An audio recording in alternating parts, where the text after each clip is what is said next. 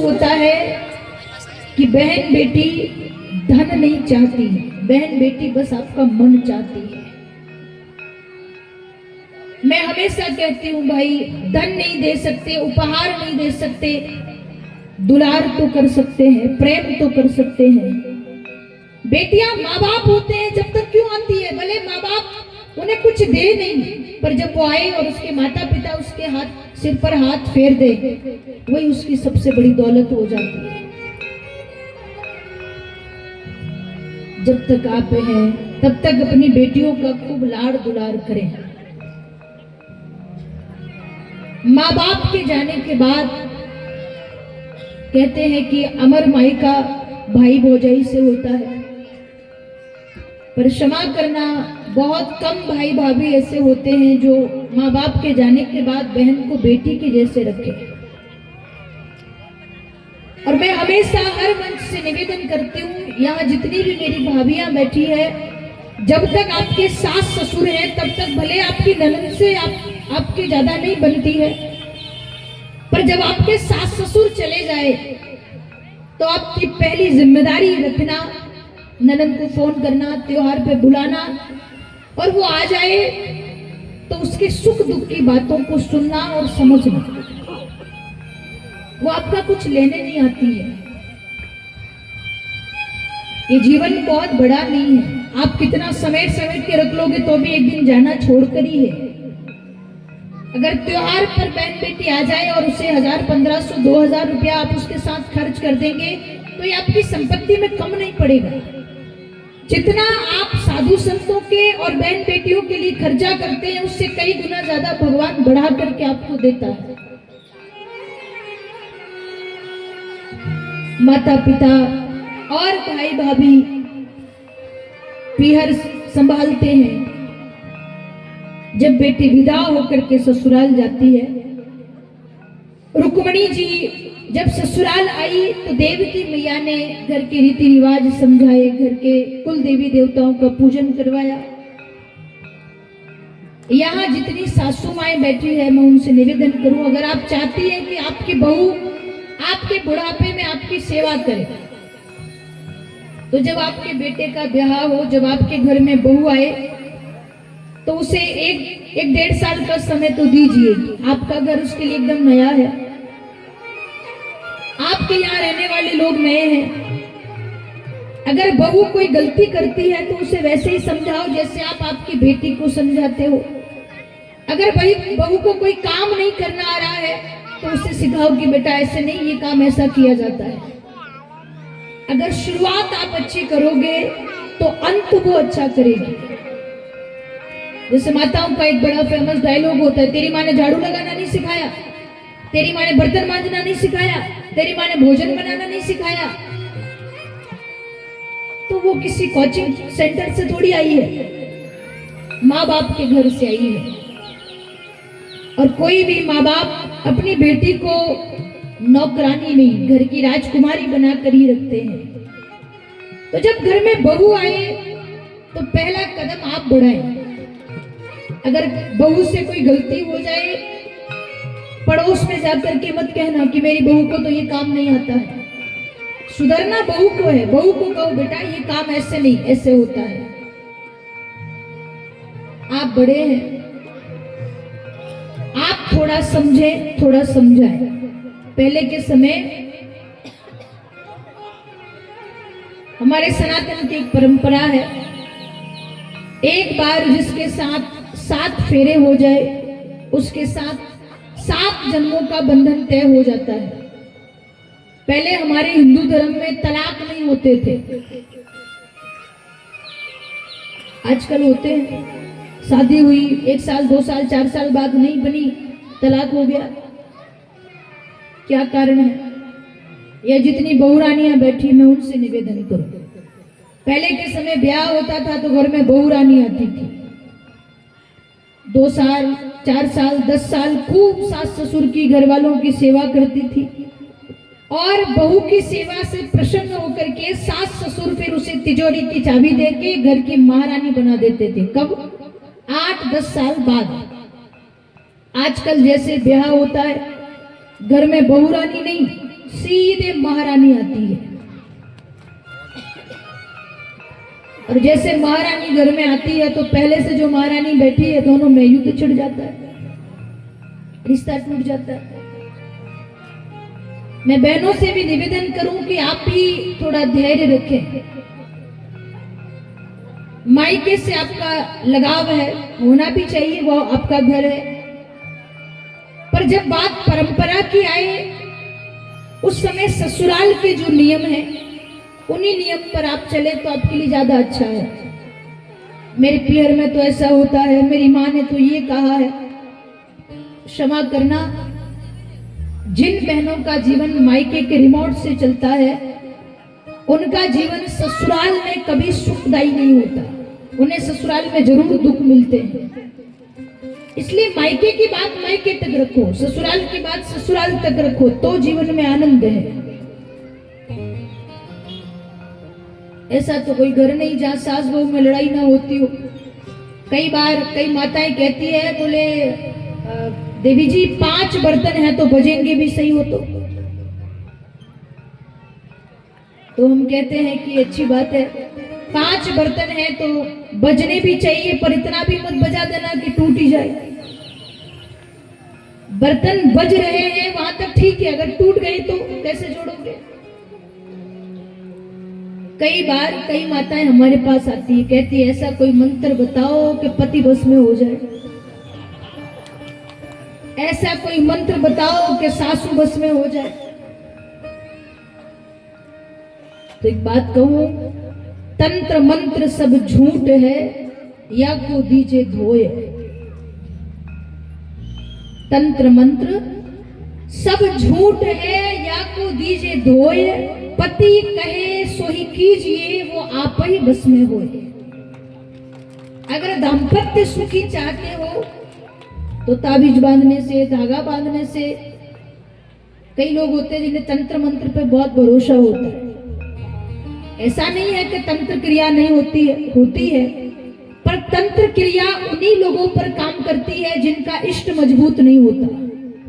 तंत्र मंत्र उसी पर चलते हैं जिस पर गुरु की कृपा नहीं हो, जो भगवान को नहीं मानता हो, जो भगवान की सेवा नहीं करता हो।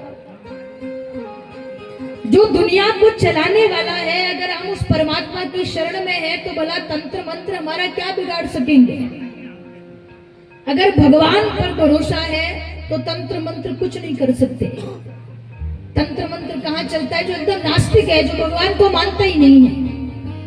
तो प्रयास ये रहे कि जिसने तंत्र मंत्र बनाए हैं वो मालिक ही हमारा हो जाए, तो हमें तंत्र मंत्र का झंझट ही नहीं। सबसे ज्यादा तंत्र मंत्र होता है माताओं को।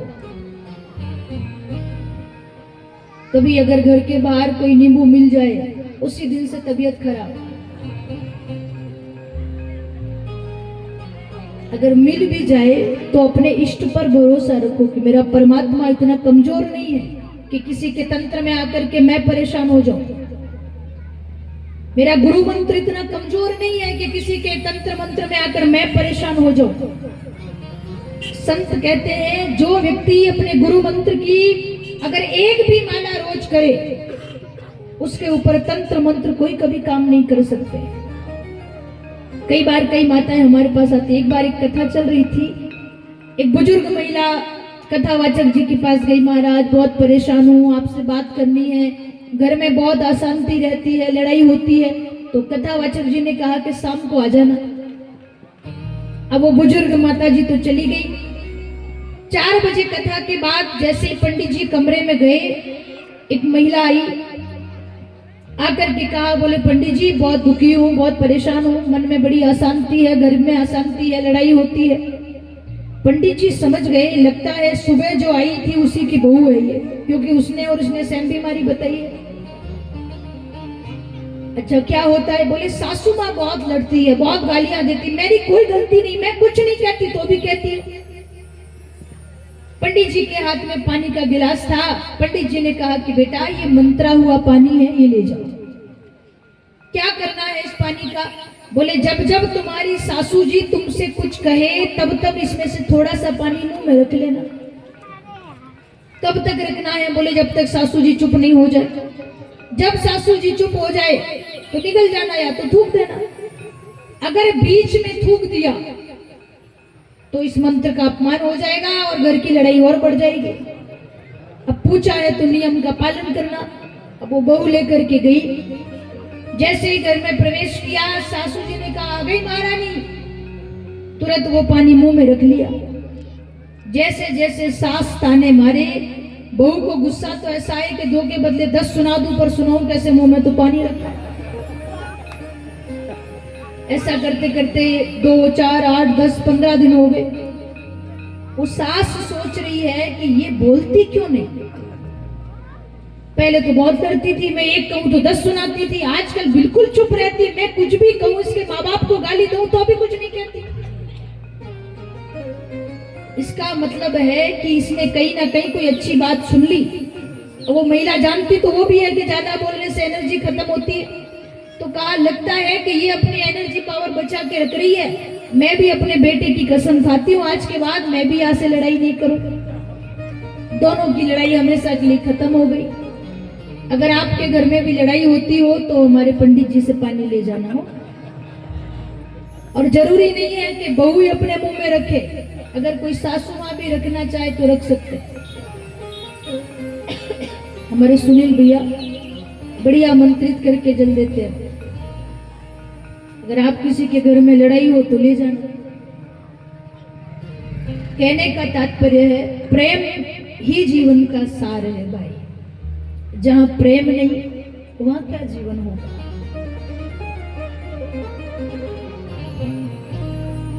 भरत चरित्र की कथा सुन के पंडाल में बैठ कर के रोना बहुत आसान है, पर भरत जैसा आचरण करके अपने भाई के लिए राजपाट छोड़ना बड़ा कठिन है।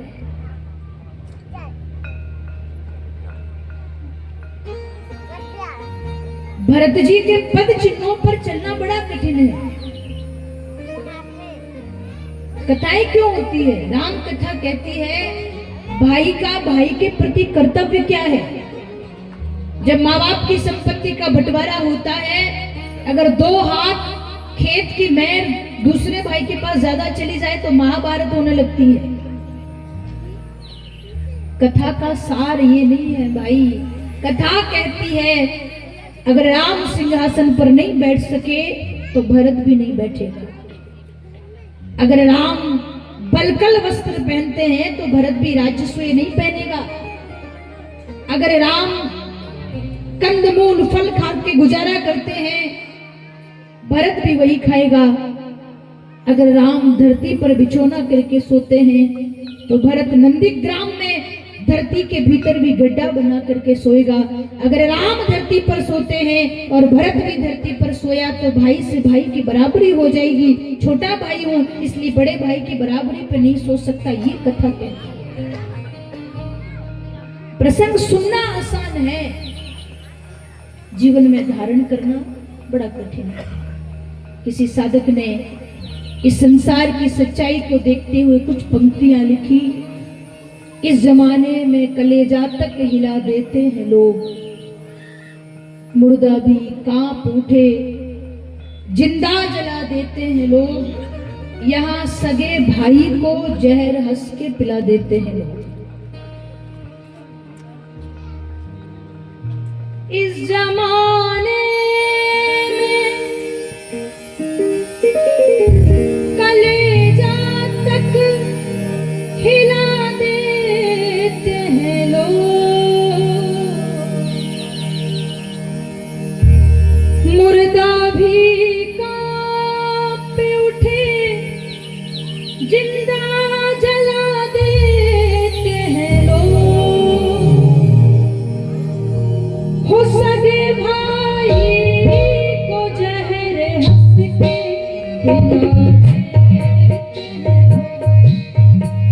सके भाई को जहर हंस के पिला देते हैं लोग। सगे भाई को जहर हंस के पिला देते हैं लोग। सके भाई को जहर हंस के पिला देते हैं लोग। इस जमाने में कलेजा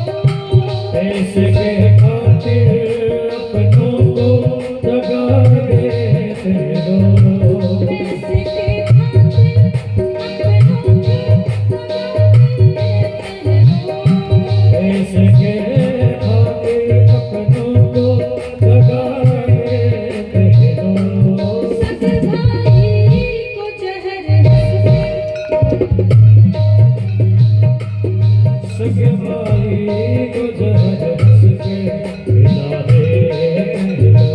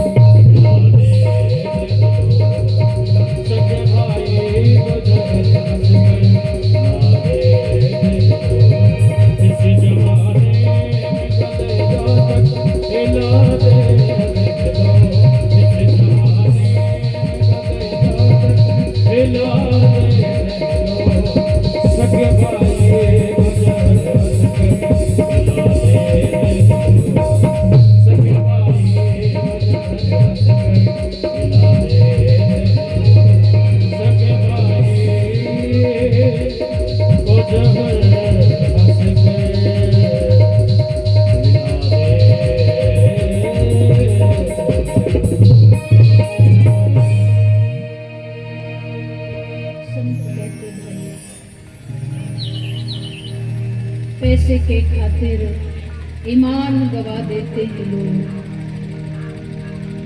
पैसे के खातिर घर की लक्ष्मी जला देते हैं लोग, सगे भाई को जहर हंस के पिला देते हैं लोग।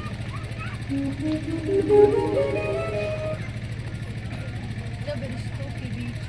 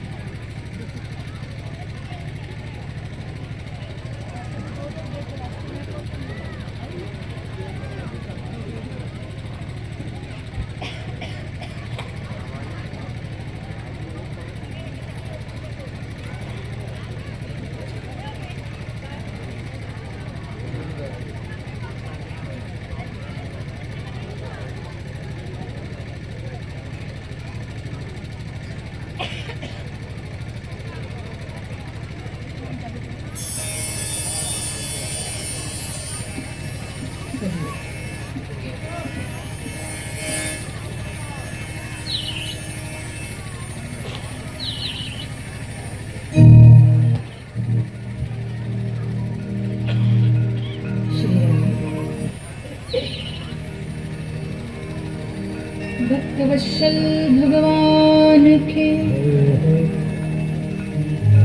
संत कहते भाई, जब रिश्तों के बीच पैसा आता है, लालच आता है, स्वार्थ आता है, तो वहां रिश्ते शून्य होने लग जाते हैं। पैसे के खातिर भाई भाई का दुश्मन हो जाता है।